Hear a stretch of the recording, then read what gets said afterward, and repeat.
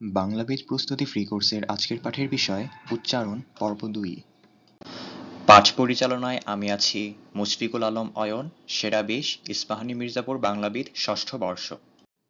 আজকের বিষয়াবলী: হয়ের উচ্চারণ, জফলার উচ্চারণ, মফলার উচ্চারণ, বফলার উচ্চারণ, রফলার উচ্চারণ, লফলার উচ্চারণ, ইয় এর উচ্চারণ, দন্তস্ব, মূর্ধন্য ষ এবং তালব্য ষ এর উচ্চারণ, মূর্ধন্য ন, অন্তস্থ জ, খণ্ডত্ব, অনুস্বারের উচ্চারণ, ভ এর উচ্চারণ, ড, ঢ, অন্তস্থ র, ডয়শূন্য র, ঢয়শূন্য র বিভ্রান্তি, বিসর্গ এর উচ্চারণ, যুক্ত ব্যঞ্জন বর্ণের উচ্চারণ, অন্যান্য ব্যঞ্জন বর্ণের উচ্চারণ। হ ধ্বনির উচ্চারণ: হ এর সাথে রি বা অন্তস্থ র, মূর্ধন্য বা দন্তন্য, ম, ল যুক্ত হলে এর উচ্চারণ যথাক্রমে ইংরেজি H R, দন্তন্য N H, মূর্ধন্যয় হসন্ত M H, লয় হসন্ত এল এইচ এর মতো হয়। যেমন পূর্বাহ্ন, হ্রদ ইত্যাদি শব্দের হ। হ এর সাথে ব যুক্ত হলে হ সমান ও বা উ এবং ব সমান ভ হয়।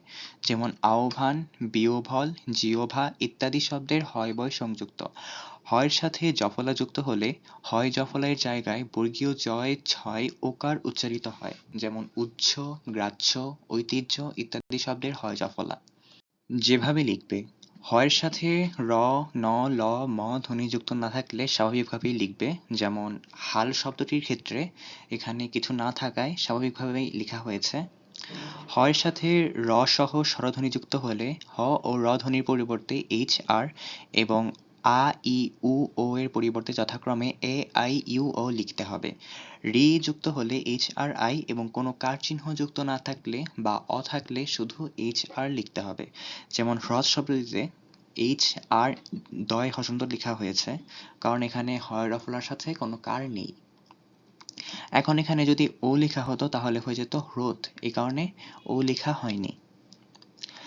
এরপর হচ্ছে হৃদয় শব্দটিতে এইচ আর আই দ অন্তস্থ হয় হসন্ত লেখা হয়েছে, কারণ হয়ের সাথে রিকার আছে। হ্রাস শব্দটিতে হয় রফলার সাথে আ ধ্বনি আছে, এ কারণে এইচ আর এ তালিবস্যয় হসন্ত লেখা হয়েছে। এরপর হ এর সাথে ন বা ম ধ্বনি থাকলে হ ও ন বা ম এর পরিবর্তে যথাক্রমে দন্ত নয় হসন্ত এনএইচ ও ময় হসন্ত এমএইচ লিখতে হবে। অর্থাৎ যদি হ এর সাথে ন থাকে তাহলে প্রথমটা মানে দন্ত নয় হসন্ত এনএইচ, আর ম থাকলে ময় হসন্ত এমএইচ লিখতে হবে। আর এর সাথে আ, ই, উ, অ বা ও এর পরিবর্তে যথাক্রমে এ, আই, ইউ, ও লিখতে হবে। এখানে অ বা ও যাই থাকুক ও লিখতে হয়। যেমন পূর্বাহ্ন শব্দটিতে হয় দন্ত নয় সংযুক্ত আছে, এ কারণে এখানে দন্ত নয় হসন্ত এবং হচ্ছে এনএইচ লেখা হয়েছে। এরপরে যেহেতু কোনো কার চিহ্ন নেই অর্থাৎ অ আছে, এ কারণে ও লেখা হয়েছে। এরপর হয় বয়ের জায়গায় ওপ যদি আ বা ও এর পরে থাকে তাহলে, অথবা উপ যদি ই বা উ এর পরে থাকে তাহলে লিখতে হয়। যেমন আহ্বান, এখানে আয়ের পরে হয় বয় সংযুক্ত আছে, এ কারণে হয়েছে ওপ। আবার জিহ্বা শব্দটিতে হয় বয় সংযুক্ত এর আগে আছে ই, এ কারণে উপ হয়েছে। এরপর হয় জফলার জায়গায় বর্গীয় জয় হসন্ত ঝয় ওকার লিখতে হবে। যেমন উচ্চ শব্দটিতে হয় জফলা আছে, এ কারণে এই হয় জফলার জায়গায় বর্গীয় জয় হসন্ত ঝয় ওকার লেখা হয়েছে। এরপর হয় সাথে ল যুক্ত হলে হ ও ল এর পরিবর্তে লয় হসন্ত এলএইচ এবং আ, ই, উ, ও এর পরিবর্তে যথাক্রমে এ, আই, ইউ, ও লিখতে হবে। যেমন আল, এল, এইচ, এ, ডি লেখা হয়েছে, কারণ এখানে হয় সাথে ল আছে আর এর সাথে আ ধ্বনি আছে। দু একটি উদাহরণ বাদ গেছে, সেগুলো বলি। বহ্নি শব্দটিতে ৩ নং নিয়মটি প্রযোজ্য হয়েছে, এখানে ই ধ্বনি থাকায় আই বসেছে। এরপরে ব্রহ্মপুত্রর ক্ষেত্রে হয়ের সাথে ম ধ্বনি আছে, এ কারণে এমএইচ হয়েছে, আর এর সাথে কোনো কার চিহ্ন না থাকায় ও বসেছে।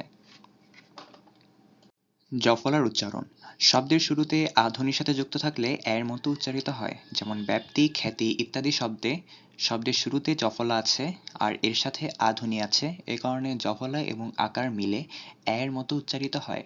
শব্দের মাঝে বা শেষে থাকলে জফলাযুক্ত বর্ণটির দ্বিতীয় উচ্চারণ হয়। যেমন পদ্য শব্দে জফলা শব্দের শেষে আছে, এই কারণে এই বর্ণটির দ্বিত্ব উচ্চারণ হচ্ছে, অর্থাৎ দয়ের দ্বিত্ব উচ্চারণ হচ্ছে। অন্যান্য শব্দটিতে দন্ত নয়ের সাথে জফলা আছে দুই ক্ষেত্রেই, এই কারণে দুই ক্ষেত্রেই দন্ত নয়ের দ্বিত্ব উচ্চারণ হচ্ছে, একবার জফলা মাঝে আর একবার জফলা শেষে। শব্দের মাঝে বা শেষে যুক্ত ব্যঞ্জন বর্ণের সাথে যুক্ত হলে কোনো উচ্চারণ হয় না, যেমন সন্ধ্যা, স্বাস্থ্য ইত্যাদি শব্দে জফলার কোনো উচ্চারণ নেই। জফলার সাথে অ ধ্বনি থাকলে এর মতো উচ্চারিত হয়, তবে এর ঠিক পর ই ধ্বনি থাকলে এর মতো উচ্চারিত হয়। যেমন ব্যক্ত শব্দটিতে বয় জফলার সাথে অ ধ্বনি আছে, এরপরে কোন মানে ই ধ্বনি নেই, এই কারণে হচ্ছে ব্যক্ত উচ্চারণ। আবার ব্যক্তির ক্ষেত্রে বয় জফলার সাথে অ থাকার পরও এই ঠিক পরই ই ধ্বনি আছে, এ কারণে এর উচ্চারণ হচ্ছে ব্যক্তি। অন্যান্য ক্ষেত্রে জফলার কোনো প্রভাব থাকে না, যেমন জুতো, ব্যুৎপন্ন ইত্যাদি। মফলার উচ্চারণ শব্দের শুরুতে বা যুক্ত ব্যঞ্জন বর্ণের সাথে থাকলে উচ্চারণ নাসিক্য হয়, যেমন স্মরণ, সূক্ষ্ম, শ্মশ্রু ইত্যাদি। শব্দের মাঝে বা শেষে গ, উম, ট, ন, ম বা ল এর যে কোনো একটির সাথে যুক্ত থাকলে ময়ের মতো উচ্চারিত হয়, যেমন বাগ্মী, বাঙ্ময়, কুটমল, মৃন্ময়, উন্মাদ, সম্মান, গুল্ম ইত্যাদি। এই বর্ণগুলো ছাড়া অন্য কিছুর সাথে যুক্ত হলে মফলা উচ্চারিত না হয়ে কিছুটা নাসিক্য এবং যে বর্ণের সাথে যুক্ত তার দ্বিতীয় উচ্চারণ হয়, যেমন পদ্ম, আত্মীয় ইত্যাদি। এখানে দয়ের দ্বিত্ব উচ্চারণ আর তয়ের দ্বিত্ব উচ্চারণ হচ্ছে, আর উচ্চারণও কিছুটা নাসিক্য হচ্ছে। কিছু তৎসম শব্দে ময়ের মতো উচ্চারিত হয়, যেমন কুষ্মাণ্ড, স্মিত, শুচিস্মিতা, সুস্মিতা, কাশ্মীর, আয়ুষ্মান, আয়ুষ্মতী ইত্যাদি। যে শব্দগুলোর কথা বললাম এগুলোই বহুল ব্যবহৃত। এছাড়া আরো কিছু শব্দ থাকতে পারে, তবে সেগুলো বাংলাবিদে আসার মতো নয়। এই শব্দগুলোর ক্ষেত্রে কোনো বিশেষ নিয়ম প্রযোজ্য হয় না, মানুষ এভাবেই উচ্চারণ করে, এ কারণে এগুলোই প্রমিত উচ্চারণ হিসেবে গৃহীত হয়েছে। বফলার উচ্চারণ শব্দের শুরুতে বা যুক্ত ব্যঞ্জন বর্ণের সাথে যুক্ত থাকলে কোনো উচ্চারণ হয় না, যেমন স্বদেশ, উচ্ছ্বাস ইত্যাদি। ব বা ময়ের সাথে যুক্ত হলে বয়ের মতো উচ্চারিত হয়, যেমন আব্বা, বিম্ব ইত্যাদি। উৎ যোগ ব সমান হ্রস্ব উ দয় বয় সংযুক্ত এবং ক যোগ ব সমান গয় বয় সংযুক্ত হলে বয়ের মতো উচ্চারিত হয়। একটু আগে যেটার কথা বললাম এটা হচ্ছে সন্ধি। সন্ধি দুইটা নিয়ম, যদি এরকম হয় তাহলে ব ফলার উচ্চারণ বয়ের মতো হয়, যেমন উৎপেল। এখানে একে বিশ্লেষণ করলে পাওয়া যায় হ্রস্ব খণ্ডত্ব যোগ বেল। আবার দিক বলয়কে বিশ্লেষণ করলে পাওয়া যায় দিক যোগ বলয়। এ কারণে এখানে বফলার উচ্চারণ আছে। শব্দের মাঝে বা শেষে উপরের নিয়মগুলো কার্যকর না হলে বফলাযুক্ত বর্ণটির দ্বিত্ব উচ্চারণ হয়, যেমন দ্বিত্ব। এখানে প্রথমে বফলা শুরুতে, এ কারণে এর উচ্চারণ নেই। আবার পরের বফলা শব্দের শেষে, এ কারণে এই ত বর্ণের দ্বিত্ব উচ্চারণ হচ্ছে। পরের বর্ণটির ক্ষেত্রেও তালব্য শ এর সাথে যুক্ত ব থাকার কারণে তালিবস্য এর দ্বিত্ব উচ্চারণ হচ্ছে। রফলার উচ্চারণ পরে অন্তস্থ অ না থাকলে অন্তস্থ রয় ওকারের মতো উচ্চারিত হয়, যেমন প্রথম, ক্রমিক ইত্যাদি। অন্তস্থ অ থাকলে অন্তস্থ রয়ের মতো উচ্চারিত হয়, যেমন ক্রয়, ত্রয় ইত্যাদি। এখানে প্রথম শব্দে অন্তস্থ অ ছিল না রফলার পরে, এ কারণে যেখানে রফলা আছে এখানে অন্তস্থ রয় ওকারের মতো উচ্চারিত হচ্ছে, আর যেখানে অন্তস্থ অ আছে তার আগের রফলায় অন্তস্থ রয় অকার বা কোনো কার চিহ্ন ছাড়া উচ্চারিত হচ্ছে।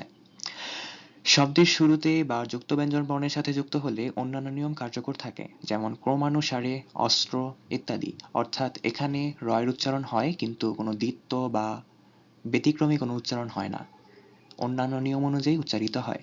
শব্দের মাঝে থাকলে যার সাথে যুক্ত থাকে তার উচ্চারণের দ্বিত্ব হয়, যেমন বিক্রি, চক্র ইত্যাদি।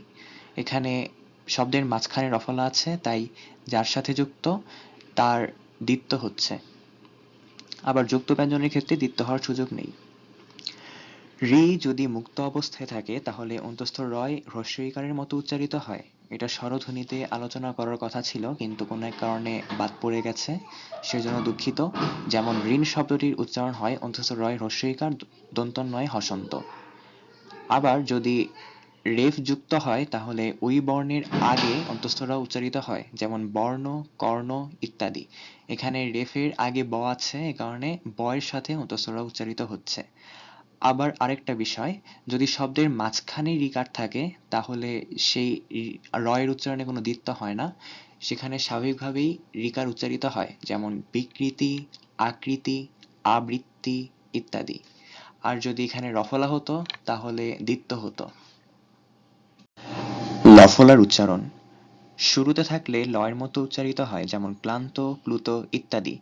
এখানে বলে রাখি, যুক্ত ব্যঞ্জন বর্ণের ক্ষেত্রে যদি উচ্চারণের সময় লিখতে হয় তাহলে ভেঙে লিখতে হয়, কিন্তু যদি সেটা শব্দের শুরুতে থাকে তাহলে ভেঙে লেখা যায় না, তখন যুক্ত অবস্থাতেই লিখতে হয়।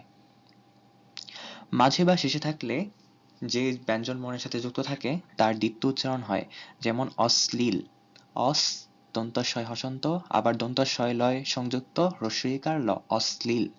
এরপর হচ্ছে আত্মশ্লাঘা ইত্যাদি। সাথে কোনো কার যুক্ত না থাকলে লয় ওকারের মতো উচ্চারিত হয়, যেমন শ্লোথ। নফলার উচ্চারণে কোনো ব্যতিক্রম তেমন দেখা যায় না, যে ব্যতিক্রমটা দেখা যায় সেটা হচ্ছে হয়ের সাথে যুক্ত হলে, যেটা আগে আলোচনা করা হয়েছে। এছাড়া অন্যান্য সকল ক্ষেত্রে দন্ত নয়ের মতোই উচ্চারিত হয়। ইয় এর উচ্চারণ, ইয় এর নিজস্ব কোনো উচ্চারণ নেই। সাধারণত উচ্চারণ ইয় বা অন্তঃস্থ অ এর মতো হয়, যেমন নৈঅর্থক, মিয়া ইত্যাদি। চ, ছ বর্গীয় জ বা ঝ এর আগে অথবা চ এর পরে যুক্ত হলে দন্ত নয়ের মতো উচ্চারিত হয়, যেমন চঞ্চল, গঞ্জ, যাচনা ইত্যাদি। শুরুতে বর্গীয় জয় ইয় থাকলে গয় চন্দ্রবিন্দু, এবং মাঝে বা শেষে থাকলে গয় হসন্ত, গয় চন্দ্রবিন্দু এর মতো উচ্চারিত হয়, যেমন শব্দের শুরুতে থাকলে জ্ঞাপন, আবার মাঝখানে থাকলে বিজ্ঞান ইত্যাদি। কিছু ক্ষেত্রে উম এর মতো উচ্চারিত হয়, যেমন নং তৎপুরুষ। এখানে অবশ্য উম না, উময় হসন্ত বা অনুস্বারের মতো উচ্চারিত হচ্ছে। অনুস্বার মানে উচ্চারণের সময় সেটা উময় হসন্ত হয়ে যায়, তো এক্ষেত্রে বলা যায় উচ্চারণটা উময় হসন্তের মতো হচ্ছে, নং তৎপুরুষ। যেসব ক্ষেত্রে নাসিক্য বর্ণ নিজে উচ্চারিত হয় না সেসব ক্ষেত্রে চন্দ্রবিন্দু উচ্চারিত হয়। আবার বানানের একটা সুন্দর নিয়ম আছে, এটা হচ্ছে কোনো শব্দের যদি সংস্কৃত বা কোনো একভাবে আসে, সেখানে যদি কোনো নাসিক্য বর্ণ থাকে তবে পরবর্তী যে রূপটা আসে, অর্থাৎ সর্বশেষ যে রূপ, ওই রূপে সেই নাসিক্য বর্ণের জায়গায় একটা চন্দ্রবিন্দু আসে। যেমন যদি বলি ক্রন্দন, এই ক্রন্দন থেকে আসছে কাদা বা যাই হোক, তো এই কারণে কাদা শব্দটিতে চন্দ্রবিন্দু আছে। আবার চন্দ্রবিন্দু না দিলে তখন হয়ে যায় অন্য কিছু। একইভাবে বন্ধন, বন্ধন থেকে আসছে হচ্ছে বাধা, তো বাধার দুইটা শব্দ, তো যে শব্দটা বন্ধন থেকে আসছে ওই শব্দে চন্দ্রবিন্দু আছে। দন্তস্ব, মূর্ধন্য ষ, তালব্য ষ এর উচ্চারণ। মূর্ধন্য ষ এর উচ্চারণ সবসময় তালব্য ষ হয়। তালব্য ষ বা দন্ত স এর সাথে ত, থ, দন্তন্য র অথবা ল যুক্ত হলে দন্ত স এর মতো উচ্চারিত হয়, যেমন অস্ত, আস্থা, স্নান, স্রোত, শ্লীল ইত্যাদি। বিদেশি শব্দে সবসময় দন্ত স এর উচ্চারণ দন্ত স এর মতো এবং তালব্য স এর উচ্চারণ তালব্য স এর মতো হয়। এছাড়া অন্যান্য ক্ষেত্রে দন্ত স বা তালব্য স এর উচ্চারণ তালব্য স এর মতো হয়, যেমন আশা, আসন ইত্যাদি। মূর্ধন্য অন্তঃস্থ জ খণ্ডত্ব অনুস্বারের উচ্চারণ। মূর্ধন্য এর উচ্চারণ সবসময় দন্ত ন এর মতো, অন্তঃস্থ জ এর উচ্চারণ সবসময় বর্গীয় জ এর মতো, খণ্ডত্ব এর উচ্চারণ সবসময় তয় হসন্তের মতো এবং অনুস্বারের উচ্চারণ সবসময় উয়ায় হসন্তের মতো। অভ্র কিবোর্ডে অনুস্বার আলাদা করে লেখা যায় না, কোনো একটা বর্ণের সাথে লিখতে হয়, তো এই কারণে অনুস্বার আলাদাভাবে লেখা হয়নি, তোমরা একটু বুঝে নিও। ফয়ের উচ্চারণ, লেখার সময় সর্বদা ফয়ের উচ্চারণ ফয়ই লিখতে হবে। এখন আগে যেসব জায়গায় লেখার কথা এবং উচ্চারণের কথা আলাদাভাবে বলা হয়েছে, সেখানে লেখার সময় লেখার নিয়ম এবং উচ্চারণের সময় উচ্চারণের নিয়ম অনুসরণ করবে। আর যেখানে এরকম কিছু বলা হয়নি বা শুধু উচ্চারণের কথা বলা হয়েছে, সেখানে লেখার ক্ষেত্রেও এবং উচ্চারণের ক্ষেত্রেও দুই ক্ষেত্রেই এই নিয়ম প্রযোজ্য হবে। উচ্চারণের সময় যদি শব্দটি বাংলা বা সংস্কৃত হয় তাহলে ইংরেজি পিএইচ এর মতো উচ্চারিত হবে, অর্থাৎ দুই ঠোঁট একসাথে লাগিয়ে উচ্চারণ করতে হবে, কারণ এটা একটা ওষ্ঠ বর্ণ। যেমন যদি বলি ফুল, এখানে পিএইচ এর মতো উচ্চারিত হচ্ছে। আঞ্চলিক ভাষায় অনেকে ফুল বলে, আমি নিজেও বলি, কিন্তু এটার উচ্চারণ হবে ফুল। আবার বিদেশি শব্দের ক্ষেত্রে সাধারণত এফ এর মতো উচ্চারিত হয়, অর্থাৎ উপরের দুই দাঁত এবং নিচের ঠোঁট এই দুটো লাগিয়ে উচ্চারণ করা হয়, যেমন ফেব্রুয়ারি, ফার্সি ইত্যাদি। তবে চাইলে এখানেও ফয়ের মতো উচ্চারণ করা যায়, তবে এফ এর মতো করাই শ্রেয়। ড, ঢ, অন্তঃস্থ র, ডয় শূন্য র, ঢয় শূন্য র বিভ্রান্তি। এগুলো আসলে নিয়ম দিয়ে বুঝালে বিভ্রান্তি দূর হবে না, কেননা প্রতিটাই উচ্চারণ আলাদা আলাদা, অর্থাৎ উচ্চারণ লেখার সময় প্রতিটা বর্ণই ব্যবহার করা হয়। তো যদি উদাহরণ দিয়ে বোঝানোর চেষ্টা করি, একটা শব্দ তাড়াতাড়ি, এখন এখানে ডয় শূন্য র ব্যবহৃত হয়, ডয় শূন্য র এর জায়গায় যদি ড বসাই তাহলে উচ্চারণ হয় তাড়াতাড়ি। কাছাকাছি, কিন্তু সূক্ষ্ম কিছু কিছু পার্থক্য আছে।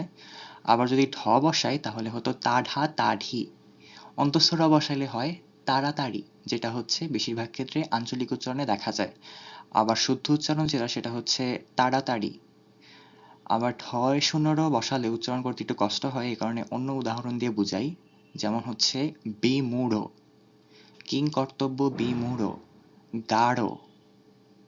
তো এই আর কি, এই উচ্চারণের বিষয়ে একটু সতর্ক হইও। উদাহরণ দিয়ে বুঝালাম, আশা করি পরিষ্কার হয়েছে। বিসর্গ এর উচ্চারণ। বিস্ময়সূচক শব্দের শেষে থাকলে হয় হসন্ত এর মতো উচ্চারিত হবে, যেমন আহ, বাহ ইত্যাদি। এগুলো বিস্ময়সূচক শব্দ, এ কারণে এসব শব্দের শেষে যে বিসর্গ আছে এই বিসর্গের উচ্চারণ হয় হসন্তের মতো হয়। অন্যান্য ক্ষেত্রে ওকারের মতো উচ্চারিত হবে, যেমন পুনঃ, অধ ইত্যাদি। যদিও আধুনিক বানানের নিয়মানুসারে শব্দের শেষে বিসর্গ বর্জনীয়, এরপরও অনেক ক্ষেত্রে অর্থ বিভ্রান্তি দূর করার জন্য বিসর্গ ব্যবহার করা হয়। শব্দের মাঝে বসলে পরবর্তী বর্ণের দ্বিত্ব উচ্চারণ হয় এবং পূর্ববর্তী বর্ণের সাথে কারযুক্ত না থাকলে ওই বর্ণের সাথে ওকার উচ্চারিত হয়, যেমন অতঃপর।